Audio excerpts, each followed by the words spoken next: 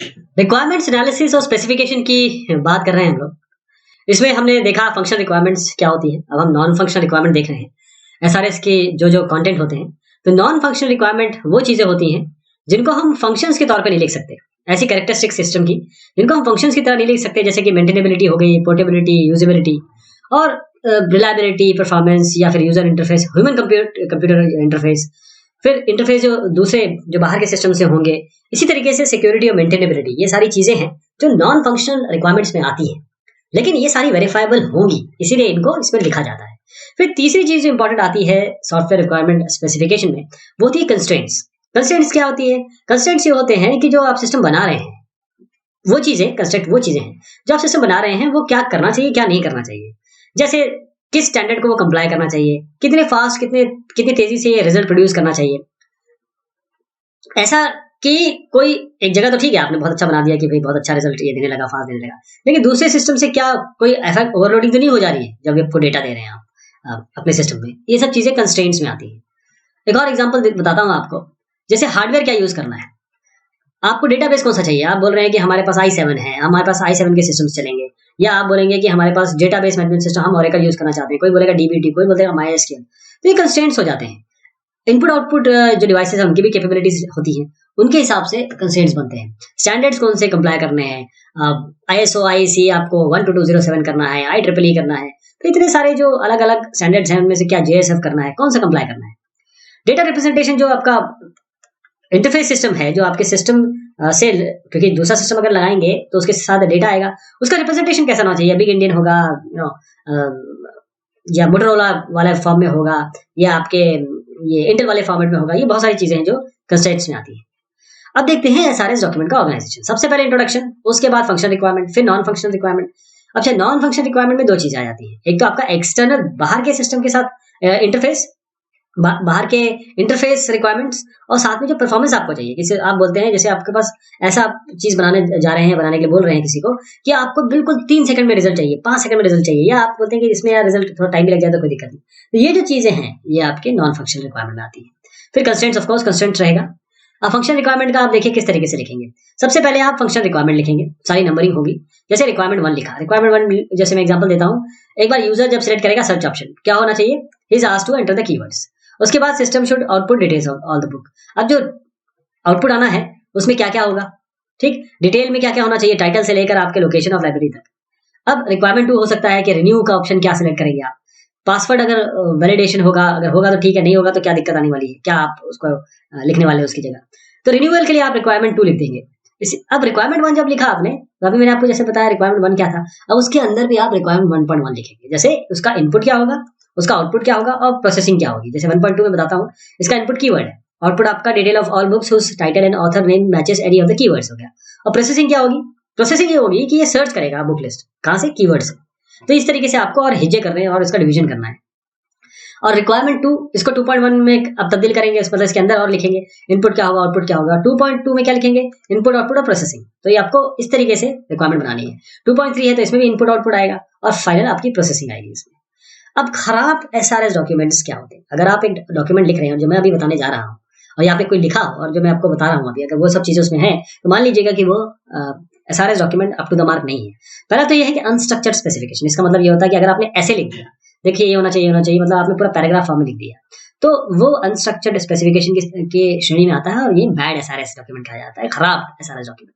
क्यों, इसको आप चेंज कैसे कर पाएंगे, प्रिसाइज नहीं होगा ये, एम्बिगुअस होगा ये, और हर जगह कॉन्ट्रडिक्शंस होंगे। अब इसमें 2 चीज आती है, नॉइज और साइलेंस। नॉइज मतलब जो रिलेवेंट है ही नहीं उसको आपने दर्ज कर दिया, इरेलेवेंट चीजें लिख दी, तो वो नॉइज हो गई। और साइलेंस मतलब ये रिलेवेंट चीज है और उसके बारे में आपने कुछ कहा नहीं, तो साइलेंस हो गया। Over specification, contradiction. अगर आप हाउ टू लिखने लगे, जो कि डिजाइन में होना है, क्या आपको केवल क्या करना है लिखना है, कैसे करना है इसमें नहीं लिखना है, ठीक। जैसे मान लीजिए आपने एक एग्जांपल देता हूं आपको, library member name should be stored in a sorted descending order. अगर आपने ये लिख दिया तो आप स्पेसिफिकेशन का ओवर स्पेसिफिकेशन कर दे रहे हैं, ठीक। तो डिजाइनर के लिए जो आपको जो स्पेस देना था, वो आप उसकी स्पेस में घुस रहे हैं, आप एंटर कर रहे हैं। कॉन्ट्रडिक्शंस की बात अगर करें कि अगर आप कई चीजें कई बार लिख रहे हैं, हर जगह पे आ रही है, तो कॉन्ट्रडिक्शन बनना लाजमी है। एम्बिग्विटी यानी कि गुड यूजर इंटरफेस, अगर आपने मान लीजिए ये लिख दिया, तो इसका मतलब क्या होगा, इसको वेरीफाई तो कर नहीं सकते आप। फॉरवर्ड रेफरेंसेस, अगर आप कोई चीज लिख रहे हैं वो बोलेंगे आगे चल के आएगी, आगे यहाँ पे रेफर कर दिया, तो ये भी खराब एसआरएस डॉक्यूमेंट की श्रेणी में आता है। विजुअल थिंकिंग, ठीक है, बहुत अच्छी बात है। नॉर्मल लाइफ में, आजकल की जिंदगी में जो विजुअल थिंकिंग रखता है उसकी बड़ी तारीफ होती है, लेकिन यहाँ पर ऐसा नहीं। अगर आप कोई चीज रियलिस्टिक सॉल्यूशन आप नहीं देख सकते और उसको वहां पर लिख रहे हैं तो वो अच्छा एसआरएस डॉक्यूमेंट में नहीं आ सकता है। अब कॉम्प्लेक्स प्रोसेसिंग लॉजिक को आप कैसे रिप्रेजेंट करेंगे? दो तरीके हैं, डिसीजन ट्री से, डिसीजन टेबल से। डिसीजन ट्री क्या होती है? डिसीजन ट्री में एजेस होंगे आपको, मैं भी दिखाता हूं आपको, वो कंडीशन को रिप्रेजेंट करेंगे। लीव क्या होगी? वो एक्शन क्या परफॉर्म होंगे वो दिखाया जाएगा। तो एक ट्री के फॉर्म में होगा ये। तो एक ग्राफिक व्यू आपको देता है जिसमें आप लॉजिक जो डिसीजन मेकिंग में इन्वॉल्व होंगे उसको दिखा सकते हैं और क्या एक्शन उसमें होने हैं इन डिसीजन मेकिंग पे, ये आपको दिखाए जाएंगे। जैसे मैं एग्जांपल, अभी आपने जो रिक्वायरमेंट बनाई उसमें देखा, अगर आपको एक LMS library membership automation software बनाना है और उसमें 3 ऑप्शंस आप सपोर्ट कर रहे हैं, जैसे नया मेंबर है, रिन्यूअल है, कैंसिल मेंबरशिप। अगर नया मेंबर है तो आप डिटेल सॉफ्टवेयर पूछेगा उसके बारे में, name, address, phone number.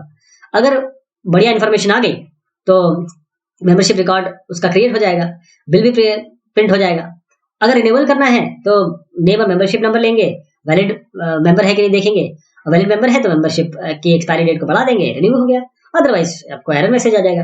Cancel membership, अगर कोई नहीं चाहता कि मैं जुड़ा रहूं अब, तो क्या करेंगे? मेंबरशिप देखेंगे, उसका जो बैलेंस अमाउंट वगैरह होगा उसके बारे में डील करेंगे और मेंबरशिप रिकॉर्ड को उस रिकॉर्ड को हटा ही देंगे आप। तो इसी चीज को जो मैंने आपको शब्दों में बताया उसको डिसीजन ट्री में कैसे लिखेंगे? यूजर इनपुट यहाँ लिखेंगे, देखिए। उसके बाद आप नया मेंबर अगर होगा तो क्या करेंगे, रिन्यूअल होगा तो क्या करेंगे, कैंसिल होगा तो क्या करेंगे, इनवैलिड ऑप्शन हो गया तो क्या करेंगे। तो नया मेंबर आएगा तो get detail create record print bill, renewal होगा तो get details update record print bill, cancel होगा तो get details print check and delete record, और इनवैलिड है तो एरर मैसेज प्रिंट कर दीजिए। अब बारी आती है डिसीजन टेबल की। डिसीजन टेबल क्या होता है? डिसीजन टेबल आपको बताता है कि कौन से वेरिएबल आपको टेस्ट करने हैं, which variables are to be tested, और अगर ये वेरिएबल टेस्ट होने हैं तो एक्शंस क्या लेना है। अगर कंडीशन ट्रू हो जाती है तो condition is true, condition true है तो एक्शन क्या लेना है, और कंडीशन अगर नहीं ट्रू है तो क्या एक्शन लेना है। Order in which decision making is performed. अब डिसीजन मेकिंग उसका ऑर्डर ये बताएगा एक एक करके। जैसे एक टेबल फॉर्म में अगर आप देखें, लोअर कॉलम में मैं आपको दिखाऊंगा, उसमें क्या होगा, प्रोसेसिंग लॉजिक और उसके ऊपर एक्शंस होंगे। तो जो ऊपर के रोज होंगे, जो ऊपर आपको रोज दिखाई देंगे, वहां पर वेरिएबल्स होंगे, कंडीशन जो आपको इवैल्यूएट करनी है, जिसको आपको निकालना है। और जो लोअर रोज होंगी वो क्या करेंगी, वो लोअर रो बताएंगी the action to be taken when the corresponding conditions are satisfied. कोई अगर कंडीशन सेटिस्फाई हो जाती है तो एक्शन क्या लेना है, देखिए डिसीजन टेबल। और टेक्निकल टर्मिनोलॉजी में कॉलम जो होंगे टेबल के, वो आपके रूल होंगे। और रूल क्या है, कंडीशन ट्रू हो तो क्या एक्शन लेना है। जैसे देखिए ये कंडीशन हो गया आपके, ये आपका एक्चुअली में डिसीजन टेबल है, ये कंडीशन है, ये एक्शन है। कंडीशन वैलिड सिलेक्शन है, नो है तो क्या एक्शन लेना है, यस है तो क्या एक्शन लेना है। वो सारे एक्शन यहाँ पर आप इस तरीके से करेंगे, ये आपके आएंगे। तो अलग अलग कंडीशन में क्या क्या एक्शन लेने हैं आपको यहाँ पर मिल जाएगा डिसीजन टेबल में। तो कंपैरिजन करें इन दोनों के, दोनों ये कॉम्प्लेक्स प्रोग्राम लॉजिक को रिप्रेजेंट कर सकते हैं, डिसीजन टेबल भी और डिसीजन ट्रीज भी। डिसीजन ट्रीज थोड़ा सा आसान होता है देखने में, अंडरस्टैंड करने में, समझने में, जब कंडीशंस कम। अब डिसीजन टेबल्स क्या करता है, हर एक कॉम्बिनेशन को चेक करता है, सारे पॉसिबल कॉम्बिनेशन को चेक कर देता है। तो ये इसका फायदा हो गया। अब हम आते हैं फॉर्मल स्पेसिफिकेशन पे। फॉर्मल स्पेसिफिकेशन एक मैथमेटिकल मेथड होता है जिसमें हम बहुत सारे मैथमेटिकल चीज यूज करेंगे ताकि हम स्पेसिफाई कर सकें सिस्टम को बिल्कुल क्रिस्टल क्लियर। उसके बाद हम वेरीफाई कर सकें इम्प्लीमेंटेशन। वेरीफाई करना है कि जो इम्प्लीमेंटेशन है वो इस स्पेसिफिकेशन को स्पेसिफाई कर रहा है कि नहीं कर रहा है, और साथ में जो स्पेसिफिकेशन की प्रॉपर्टीज है उसको हम प्रूव कर सकें। ये फॉर्मल स्पेसिफिकेशन आता है, इसको हम फॉर्मल स्पेसिफिकेशन कहते हैं। उसके एडवांटेजेस देखिएगा, एक तो इसमें सिमेंटिक्स आपको क्लियर दिखाई देंगे, कोई एम्बिग्यूटी का सवाल ही नहीं उठता। दूसरा, ऑटोमेटेड टूल्स है आपके पास, आप आराम से इसको चेक कर सकते हैं प्रॉपर्टीज को जो स्पेसिफिकेशन की। और जो स्पेसिफिकेशन है वो एग्जीक्यूटेबल है, यानी कि आपके पास जब सिमेंटिक्स में आ गया तो उसको आप एग्जीक्यूट भी करा सकते हैं। डिसएडवांटेजेस क्या है? डिसएडवांटेज ये है, एक तो इसको समझना बहुत मुश्किल है, जब अगर आप ये यूजर के सामने रख देंगे तो वो समझ नहीं पाएंगे। और कॉम्प्लेक्स सिस्टम अगर है तो इसको हैंडल करना इतना आसान नहीं है इस लेवल पे। तो मैथमेटिकल टेक्निक जो मैं आपको बता रहा था क्या होता है इसमें लॉजिक आप लगा सकते हैं, इफ देन एल्स का लॉजिक, सेट का logic, for all there exist, algebraic specification बना सकते हैं। बल्कि आपने जो ऑटोमेटेड थ्योरी में पढ़ा होगा, फाइनाइट स्टेट मशीन्स भी यहाँ पर डाल सकते हैं। अब हम आते हैं थोड़ा उससे थोड़ा कम सेमी फॉर्मल स्पेसिफिकेशन पे।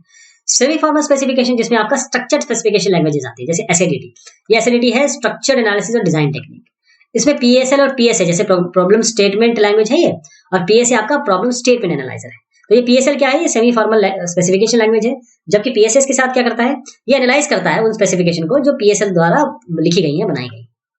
और एग्जीक्यूटेबल स्पेसिफिकेशन लैंग्वेज मैंने अभी आपको बोला था, ये क्या होता है, अगर आप स्पेसिफिकेशन को फॉर्मल लैंग्वेज में लिख रहे हैं तो आप आराम से एग्जीक्यूट कर सकते हैं स्पेसिफिकेशन को, ताकि आपका एक सिस्टम का प्रोटोटाइप बन सके। देखिए कितनी अच्छी बात है। बट इन स्पेसिफिकेशन को एग्जीक्यूट करना थोड़ा सा स्लो है, इनएफिशिएंट है। ये जो एग्जीक्यूटेबल स्पेसिफिकेशन है ये केवल फंक्शनल रिक्वायरमेंट को टेस्ट करते हैं, ये इंपॉर्टेंट बात है।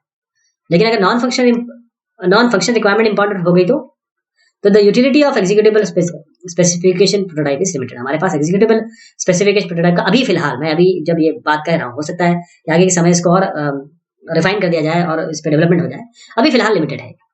तो तब अगर आप जी, मैंने जो कहा कि आगे के समय मतलब जो अभी चल रही है उसमें आपके 4GLs आते हैं, फोर्थ जनरेशन लैंग्वेज, ये आपके एग्जीक्यूटेबल स्पेसिफिकेशन लैंग्वेजेस है। ये सक्सेसफुल भी है क्योंकि बहुत सारी कॉमनैलिटी है इसकी डेटा प्रोसेसिंग एप्लीकेशन में, डिफरेंट एप्लीकेशन में, इसीलिए ये सक्सेसफुल है। साथ में ये उस चीज पर रिलाई करती हैं जिसको हम सॉफ्टवेयर रिव्यूज कहते हैं, जहां पर इजीली आप जो कॉमन एब्स्ट्रैक्शंस है उनको आप क्लियरली समझ सकते हैं, उनको पैरामीटराइज भी कर सकते हैं, क्योंकि आपको अल्टीमेटली इसको सिमेंटिक्स या लॉजिक फॉर्म में लिखना है। और आराम से हम ये 4GL प्रोग्राम्स को हायर लेवल लैंग्वेजेस में लिख सकते हैं।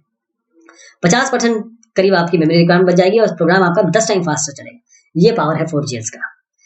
तो अब समरी देख लेते हैं जो भी हमने इस सेशन में देखा कि सॉफ्टवेयर रिक्वायरमेंट स्पेसिफिकेशन हमने बनाया और रिक्वायरमेंट एनालिसिस स्पेसिफिकेशन में क्या क्या देखा।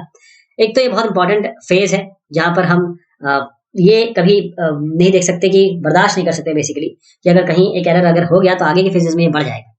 और दो एक्टिविटीज इसमें चलती हैं, एक तो पहला होता है रिक्वायरमेंट गैदरिंग और एनालिसिस होता है, दूसरा रिक्वायरमेंट स्पेसिफिकेशन होता है। तो रिक्वायरमेंट एनालिसिस का जो मेन एम है वो है सारी रिक्वायरमेंट को कलेक्ट करना, गैदर करना, फिर समझना जो एग्जैक्ट यूजर रिक्वायरमेंट्स है और जो इनकंसिस्टेंसीज और इनकम्प्लीटनेस है उनको हटाना, सारी प्रॉब्लम्स को दूर करना। तो स्पेसिफिकेशन का हमारा जो मेन एम या गोल हो गया वो एक तो आप ऑर्गेनाइज कर सकें रिक्वायरमेंट्स को और उनको डॉक्यूमेंट कर सकें एसआरएस डॉक्यूमेंट। जो एसआरएस डॉक्यूमेंट के मेन कंपोनेंट मैंने आपको बताए थे उसमें functional requirement, non functional requirement और कंस्ट्रेंट्स, ये बहुत जरूरी है। और टेक्निक क्या लगाते हैं आप अगर आपको कॉम्प्लेक्स लॉजिक को एक्सप्रेस करना है तो दो मैंने बताए थे आपको, एक डिसीजन ट्री और एक डिसीजन टेबल। इसके साथ हमने फॉर्मल रिक्वायरमेंट्स ये स्पेसिफिकेशन की बात करी थी, उसमें जो एडवांटेजेस हैं वो तो है लेकिन थोड़ी शॉर्ट कमिंग्स भी है क्योंकि इसको डिफिकल्ट है बहुत, एक नॉर्मल यूजर के लिए बहुत डिफिकल्ट है इसको समझना और लिखना। तो ये बात हमने आज की सॉफ्टवेयर रिक्वायरमेंट स्पेसिफिकेशन बनाने के लिए और रिक्वायरमेंट एनालिसिस है एंड गैदरिंग जो हमने स्पेसिफिकेशन की बात की। बहुत शुक्रिया, बहुत मेहरबानी आप सभी की।